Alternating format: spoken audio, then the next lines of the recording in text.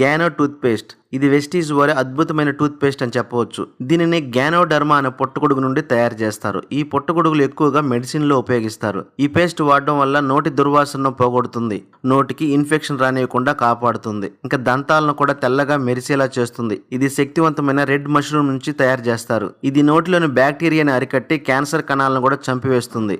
దాని ద్వారా mouth cancer రానియకుండా రక్షిస్తుంది. చిగుళ్ళ మధ్య రక్త ప్రవాహాన్ని అరికట్టి దంతాలను తెల్లగా చేసి నోటిని ఎల్లప్పుడూ తాజాగా ఆరోగ్యంగా ఉంచుతుంది.